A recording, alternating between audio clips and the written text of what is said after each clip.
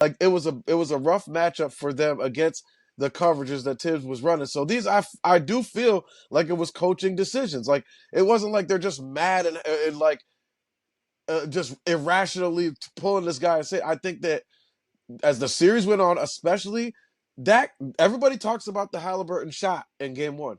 That was a 20-point lead that evaporated in 3 minutes.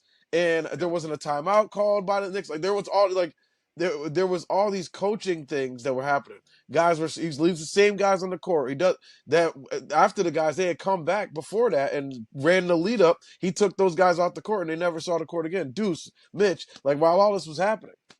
So I think I'm pretty sure. I'm 99.8% sure that this was all happened. All like it was this series that got him fired. Like I really do. You could bring up certain parts cumulatively throughout the playoffs, but I think that this series against the Pacers that he lost was the one that did him in. And to lose to them back to back years, them being the Knicks boogeyman right now is just in the last 25 years is it's not cool. It's not cool. Every time they've made the playoffs in the last 25 years, the same team knocks you out. So I think there's some urgency in the front office. They feel like the pieces are there, and if a different voice comes in, then they could take it to where the level they want to take it to.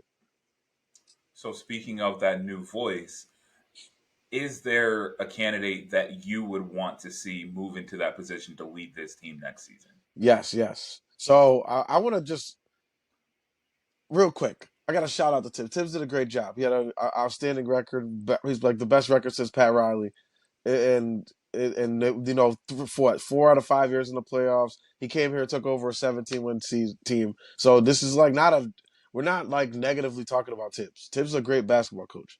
I just don't know if he's a championship winning basketball coach, and that's what we're talking about right now. When you're a contender, I need somebody who's got excuse me the ability to adapt. It's adapt or die in this league. We're in a 3-point shooting league. The Knicks were one of the worst 3-point defense teams in the NBA. They were terrible all season at defending the three. That's why they couldn't beat Boston. That's why they couldn't beat Cleveland. That's why they couldn't beat the top teams because the top teams shoot the three well. I think Johnny Bryant is who I like. When he was there, that's when the Knicks offense had the most kind of fluidity to it throughout the years. Even when they had Randall, like things were it was he was a reckless player, but things ran a little bit more creatively. They used him a little bit more creatively. I like Johnny Bryant. He's an associate head coach under Kenny Atkinson, or beside Kenny Atkinson with Yep. Cleveland. They had a great season. You see the impact he does. I love the way I've watched some videos on how he breaks down the game. I love his the way he believes in 5 out offense, which is what the Knicks could murder you in right now if they wanted to with that Towns, Brunson, Bridges, Anunoby lineup.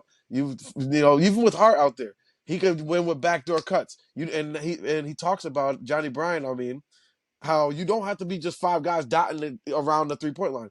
Cleveland plenty of times this year ran it with those double bigs, and they were just 5 guys spread it like shelled across, like even on the inside of the 3-point line. So it's just about the spacing. It's about the emotion and the way that I love the way he looks at the game. So that's my number one choice. Obviously, Mike Malone.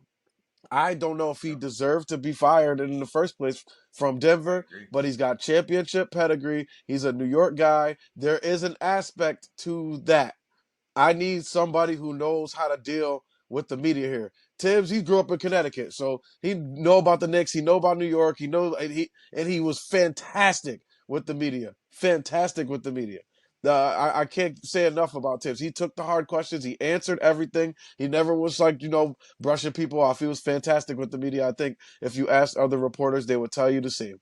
Um, but yeah, Mike Malone is somebody I think who could handle the pressure of the New York media, and if things happen to go bad, if they hit a 4-game losing streak or whatever. I think that he can answer those tough questions that you're going to get from the New York media and the pressure that you're going to get from the fans.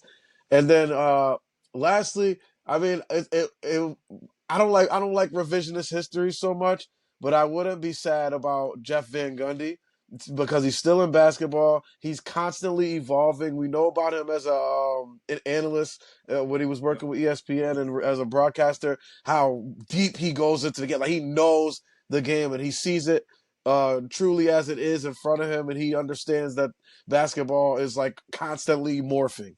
And so I think that, and of course, we know everything that he did when he was here last time. So Yep. yeah, those are like my top three. I also Phil Handy, he was a assistant with the Lakers. I think he still might be a Yep. assistant with the Lakers. I love his Yep. breakdowns of the game as well.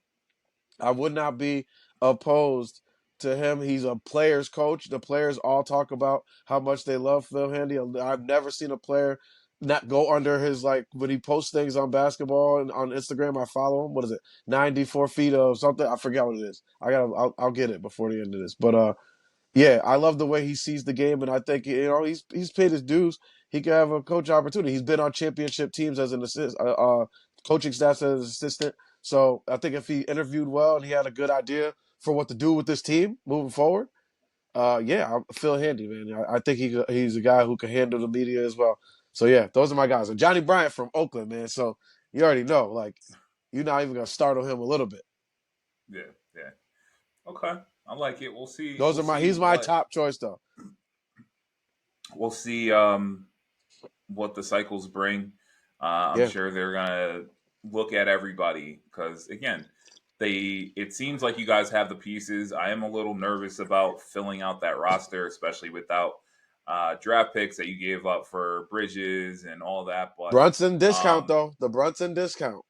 Remember, he he did signed, take a he extended discount. last year, so that makes Yep. things a little bit more flexible for deepening the bench. To get some mid-level guys, some a Chris Paul maybe, a Russell Westbrook maybe.